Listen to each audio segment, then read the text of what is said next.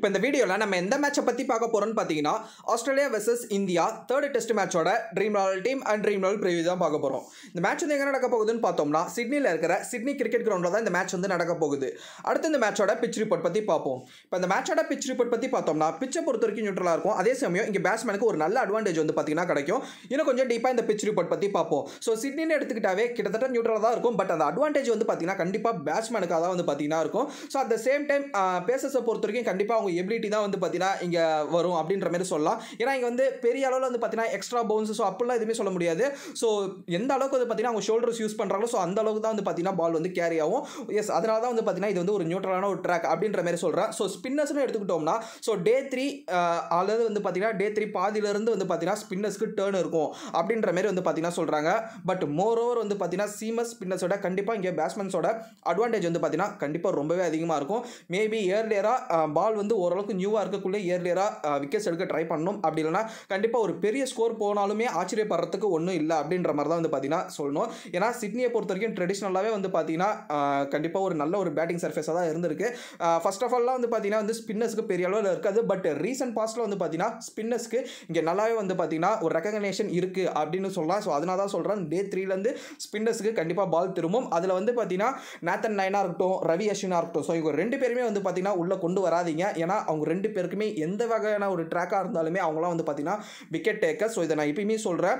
So இது வந்து பார்த்தீங்கன்னா ஒரு ஸ்டாட்ஸ்ன்னு மட்டும் எடுத்துங்களே தவிர பட் எபிலிட்டி வச்சு இந்த பிச் ரிப்போர்ட்டை வச்சு எதுவுமே நீங்கள் கணக்கில் எடுத்துக்காதீங்க. ஸோ அவங்க ரெண்டு பேருமே டே 1லேருந்து ஸ்பின் பண்ணாலுமே பெரிய அளவில் வந்து பார்த்தீங்கன்னா ஆச்சரியப்படுறதுக்கு உண்டான ஒரு விஷயம் கிடையாது. ஸோ இதுதான் வந்து பார்த்தீங்கன்னா இந்த மேட்சோட பிச் ரிப்போர்ட். பிச்சை பொறுத்த வரைக்கும் நியூட்ரலாக இருக்கும். பேட்ஸ்மேனுக்கு ஒரு நல்ல அட்வான்டேஜ் வந்து பார்த்தீங்கன்னா கிடைக்கும். அடுத்து ஆஸ்திரேலியாவோட ப்ராபபிள் பிளேயிங் லெவன் பார்ப்போம். ஸோ நான் வந்து பார்த்தீங்கன்னா ஒவ்வொரு பிளேயர்ஸோட தனிப்பட்ட ஸ்டாட்ஸ் வந்து பார்த்தீங்கன்னா இங்கே கொடுத்துருக்கேன். அதாவது வந்து ஃபுல் ஸ்டாட்ஸ் கிடையாது. இந்த ஒரு குறிப்பிட்டு சிட்னியில் இந்த வென்யூவில் வந்து ஒவ்வொரு பிளேயரும் எந்த அளவுக்கு வந்து பார்த்தீங்கன்னா அவங்களோட தனிப்பட்ட பர்ஃபார்மன்ஸ் இருக்குன்றதை நீங்கள் இதை பார்த்து வந்து பார்த்தீங்கன்னா கூட தெரிஞ்சிக்கலாம். ஸோ அதுக்காக தான் இந்த ஸ்டாட்ஸ் வந்து பார்த்தீங்கன்னா உங்களுக்கு நான் வந்து எடுத்துகிட்டு வந்திருக்கேன். பட் இதை நான் வந்து எக்ஸ்ப்ளனேஷன் பண்ணுன்ற அவசியம் இல்லை. நீங்கள் பார்த்தாவே தெரிஞ்சுக்கலாம். ஸோ எந்த பிளேயர் இந்த ஒரு குறிப்பிட்ட வென்யூவில் எந்த அளவுக்கு அவங்க பர்ஃபார்மன்ஸ் இருந்திருக்கு, எத்தனை மேட்ச் விளையாடிருக்காங்க, அதில் எத்தனை இன்னிங்ஸ் அவங்க ப்ளே பண்ணியிருக்காங்க அப்படின்றத நீங்கள் க்ளீனாகவே வந்து பார்த்தீங்கன்னா இதை பார்த்து தெரிஞ்சிக்கலாம். ஸோ ஜஸ்ட் வந்து பார்த்தீங்கன்னா உங்களுக்காக ஒரு எஃபோர்ட் போட்டு நான் இதை கொண்டு வந்திருக்கேன். கண்டிப்பாக வந்து டெஸ்ட் கிரிக்கெட்டுக்கு ரொம்ப ரொம்ப ரொம்ப யூஸ்ஃபுல்லாக இருக்கும். ஸோ இந்த ஸ்டாட்ஸ் ஸோ கண்டிப்பாக நானும் அதை தான் வந்து பார்த்தீங்கன்னா நம்புகிறேன் உங்களுக்கு யூஸ்ஃபுல்லாக இருக்குன்றத. ஸோ இப்போ பிளேயிங் லெவல் பார்த்துருவோம். David Warner, Matthew Wade, Labuschagne, Steven Smith, Travis Head அப்படின்னு வந்து பார்த்தீங்கன்னா புக்கோஸ்கி. ஸோ இவர் வந்து பார்த்தீங்கன்னா மேபி வந்தார்னா டெபியூ பண்ணுவார். ஸோ இதை பின்னாடி பார்ப்போம். Cameron Green, Tim Paine, Pat Cummins, Mitchell Starc, Nathan Lyon, Josh Hazlewood. So இதுதான் வந்து பார்த்தீங்கன்னா ஆஸ்திரேலியாவோட ப்ராபபிள் பிளேயிங் லெவன். ஸோ ஆஸ்திரேலியாவை பொறுத்த வரைக்குமே வந்து பார்த்தீங்கன்னா கரெக்டாக வந்து பார்த்தீங்கன்னா இதுதான் பிளேயிங் லெவல் அப்படின்ற மாதிரி எதுவுமே வெளியே விடலை. பட் இந்தியாவை பொறுத்த வரைக்கும் அவங்க வந்து அவங்களோட பர்ஃபெக்டான பிளேயிங் லெவல் வந்து பார்த்தீங்கன்னா மதியமே வந்து ரிலீஸ் பண்ணிட்டாங்க. ஸோ ஆஸ்திரேலியாவை பொறுத்த வரைக்கும் அந்த மாதிரி எதுவுமே இருக்காது. ஸோ டாஸ் போடக்குள்ள தான் வந்து பார்த்தீங்கன்னா தெரிய வரும் அப்படின்ற மாதிரி சொல்லியிருக்காங்க. அதுக்கு முன்னாடி வந்து பார்த்தீங்கன்னா இந்த டீம் கேப்டன் டிம் பெய்னி அவர் வந்து பார்த்தீங்கன்னா யாரை கன்ஃபார்ம் பண்ணியிருக்காருன்னா டேவிட் வார்னர் கண்டிப்பாக விளையாடுவார் அப்படின்ற மாதிரி கன்ஃபார்ம் பண்ணியிருக்காரு. அட் த சேம் டைம் இன்னொரு ஒரு விஷயமும் சொல்லியிருந்தார். அது என்னன்னு கேட்டிங்கன்னா மேபி ஓப்பனிங்கில் கூட ஒரு மாற்றம் இருக்கலாம் அப்படின்ற மாதிரி வந்து பார்த்தீங்கன்னா ஒரு சின்ன ஹிண்ட் வந்து பார்த்தீங்கன்னா கொடுத்துருக்காரு. அது வேற யாரும் இல்லை, நான் சொன்ன மாதிரி வந்து பார்த்தீங்கன்னா கவுஸ்கி. ஸோ அவர் தான் வந்து பார்த்தீங்கன்னா மேபி வந்து பார்த்தீங்கன்னா டெபியூ ஆனார்னா மோர் ஓவர் வந்து அவர் ஓப்பன் பண்ணுவார். மேத்யூ வேட் வந்து பார்த்தீங்கன்னா மிடில் ஆர்டர் வந்துருவார். ஸோ அப்போ இப்போ டவுட் வரும் டிராவிஸ் ஹெட் அப்புறம் என்ன ப்ரோனா கண்டிப்பாக அவர் வந்து பெஞ்ச் தான் ஆவார். ஸோ முன்னாள் வைஸ் கேப்டன். ஸோ கண்டிப்பாகவே வந்து பார்த்தீங்கன்னா கொஞ்சம் சேஞ்சஸ் வேணும் அப்படின்னு நினச்சாங்கன்னா புக்கோஸ்கி. ஸோ அவர் வந்து பார்த்தீங்கன்னா ஒரு நல்ல talent. At the same time வந்து பார்த்தீங்கன்னா அவரோட எஃப்சி லிஸ்ட் எடுத்து பார்த்தீங்கன்னாவே தெரிஞ்சிருக்கும். கிட்டத்தட்ட அவரோட ஆவரேஜ் 55+ வந்து பார்த்தீங்கன்னா வச்சிருக்காரு. அதுவும் இல்லாமல் 200+ வந்து பார்த்தீங்கன்னா ஒரு ஹை ஸ்கோராக வச்சிருக்காருன்னு கூட ரொம்ப ரொம்ப ஸ்டேபிளாக தெரிகிறாரு. ஸோ பொறுத்து வந்து பார்ப்போம். இன்னொரு ஒரு நல்ல ஒரு ஃபேக்டர் என்ன இன்ட்ரெஸ்டிங்கான ஃபேக்டர் என்னன்னு கேட்டிங்கன்னா இந்தமாதிரி டொமஸ்டிக் லெவலில் டேவிட் வார்னரும் புக்கோஸ்கி ஸோ அவருமே கூட வந்து பார்த்தீங்கன்னா ரெண்டு பேருமே ஓப்பன் பண்ணியிருக்காங்க எனக்குள்ள. இது மேபி பெஸ்ட்டாக அமையறதுக்கு ஒரு வாய்ப்பு இருக்குது. ஸோ மோர் ஓவர் இப்படி நடந்துருச்சு அப்படின்ற பட்சத்தில் டிராவிஸ் ஹெட் பெஞ்ச் ஆவார். மேத்யூ வேட் வந்து பார்த்தீங்கன்னா நம்பர் 5 வந்து பார்த்தீங்கன்னா ஆடக்கூடிய வாய்ப்பு ரொம்ப ரொம்ப அதிகம். மற்றபடி பெரிய அளவில் வந்து பார்த்தீங்கன்னா எந்த சேஞ்சஸுமே இருக்காது.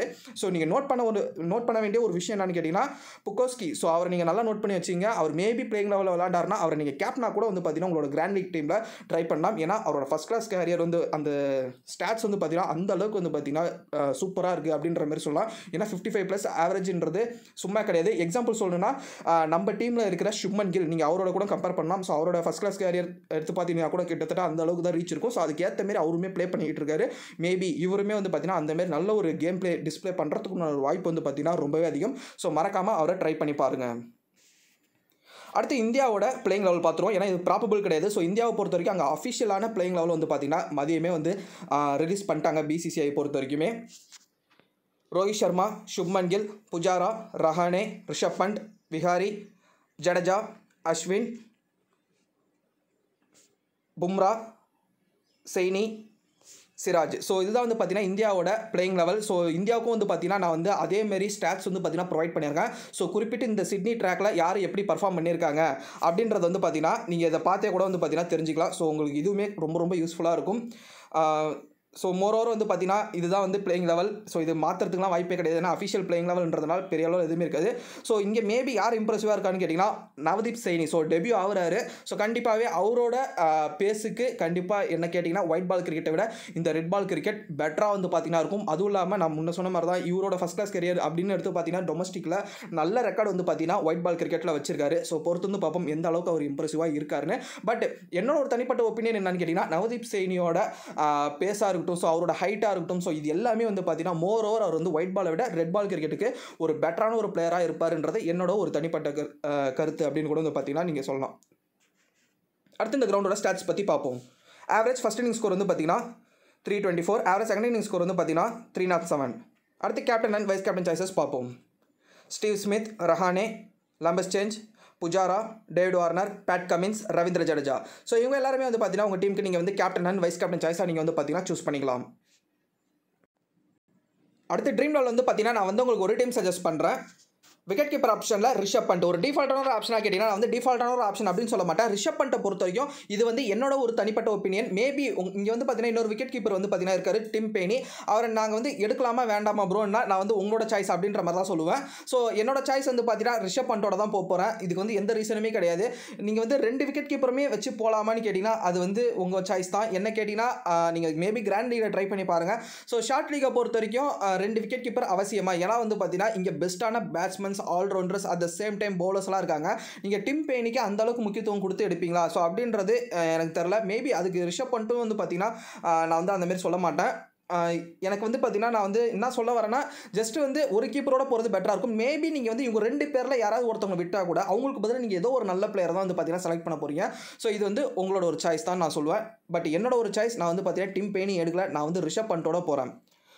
அடுத்து பேட்ஸ்மேன்ஸ் ஆப்ஷன்ஸில் பார்த்தோம்னா Labuschagne, Steven Smith, David Warner, Shubman Gill, Ajinkya Rahane. அடுத்து ஆல்ரவுண்டர்ஸ் ஆப்ஷன்ஸில் வந்து பார்த்தோம்னா ரவி அஸ்வின், ஜடேஜா.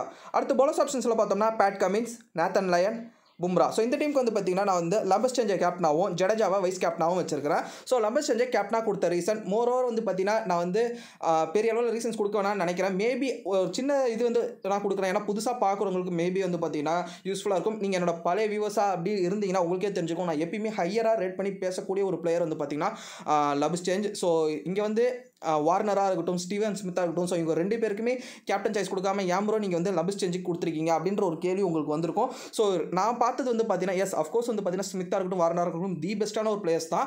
பட் ரீசெண்ட் டைம்ஸில் பெட்டரான ஒரு டச்சில் இருக்கிறது வந்து லம்பஸ்சேஞ்ச் தான். ஸோ வார்னர் ஒரு சின்ன கிராயின் இன்ஜுரியில் வந்து இப்போ வராரு. ஸ்டீவன் ஸ்மித் வந்து பார்த்தீங்கன்னா ஆல்ரெடி 2 மேட்ச் வந்து பார்த்தீங்கன்னா ஃபெயிலியர் ஆயிருக்காரு. மேபி இந்த மேட்ச் வந்து பார்த்தீங்கன்னா அவர் அடிக்கிறதுக்கு வாய்ப்பு இருக்குது.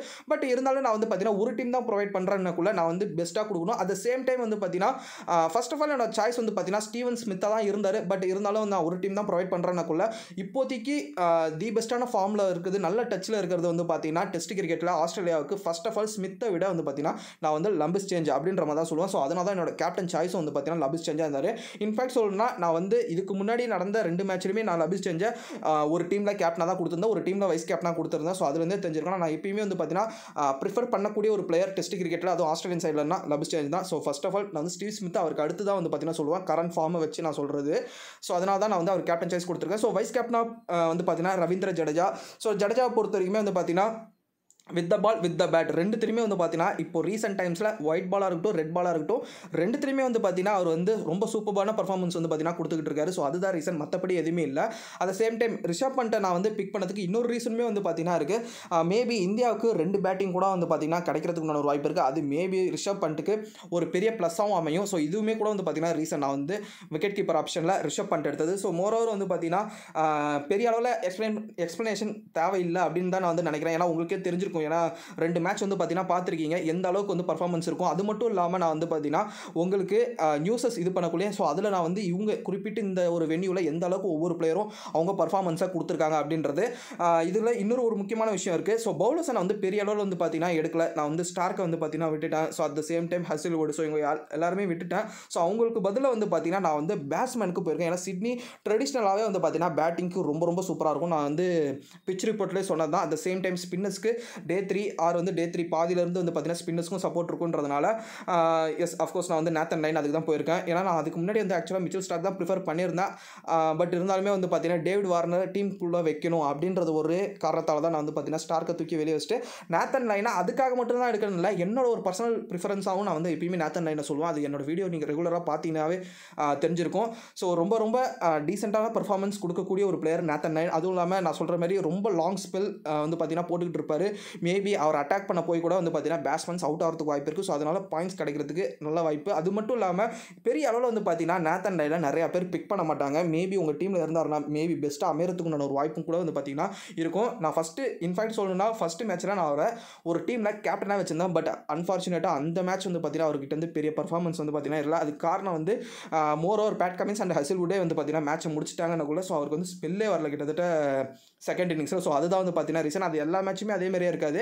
ஸோ அதனால தான் நான் வந்து பார்த்தீங்கன்னா வார்னரை உள்ளே சேர்க்கணும். ப்ளஸ் வந்து பார்த்தீங்கன்னா நான் வந்து கண்டிப்பாக டிசப்பாயின்மெண்ட் ஆகலை. நேத்தன் லைன் எடுத்தது எனக்கு வந்து பெஸ்ட்டாக தான் இருக்குது. ஸோ ஸ்டார்க் இருந்தாலும் சரி நேத்தன் லைன் இருந்தாலும் சரி எனக்கு வந்து பார்த்தீங்கன்னா பெஸ்ட் அப்படின்ற மாதிரி தான் சொல்லுவேன். இன்னொரு ஒரு ப்ளஸ் பாயிண்ட்னா நேத்தன் லைன் தான் எனக்கு தெரிஞ்சு வந்து பார்த்தீங்கன்னா இங்கே 10 விக்கெட் ஆள் எடுத்த ஒரு ஸ்பின்னர்னு நினைக்கிறேன். எனக்கு அந்தளவுக்கு சரியாக தெரியல. ஒரு ஸ்பின்னராக இது வந்து ரொம்ப வருஷம் கழிச்சு ஒரு 10 விக்கெட் ஆள் எடுத்த ஒரு ஸ்பின்னரா அப்படின்றது எனக்கு பெரிய அளவில் தெரியல. பட் ஆனால் மோர் ஓவர் நிறைய ஸ்பின்னர்ஸ் வந்து பார்த்தீங்கன்னா இங்கே 10 விக்கெட் ஆளே எடுத்தது இல்லை அப்படின்ற மாதிரி கேள்விப்பட்டேன். மேபி உங்களுக்கு அதை பற்றி ஏதாவது தெரிஞ்சதுன்னா கீழே கமெண்ட் பண்ணுங்கள். ஸோ நான் வந்து ரெஃபர் பண்ண வரைக்கும் எனக்கு வந்து இப்படி தான் கிடச்சிது. 10 விக்கெட் ஆள் இங்கே பெரிய அளவில் யாருமே ஸ்பின்னர்ஸ் வந்து எடுத்தது இல்லை அப்படின்ற மாதிரி எனக்கு வந்து பார்த்தீங்கன்னா தோணுது. எனக்கு சரியாக ஞாபகம் இல்லை. உங்களுக்கு அப்படி தெரிஞ்சதுன்னா கீழே கமெண்ட் பண்ணுங்கள், நான் பார்த்து தெரிஞ்சுக்கிறேன். ஸோ இதுதான் வந்து பார்த்தீங்கன்னா ட்ரீம் லெவலில் இந்த மேட்ச்சுக்கு என்னுடைய டீம்.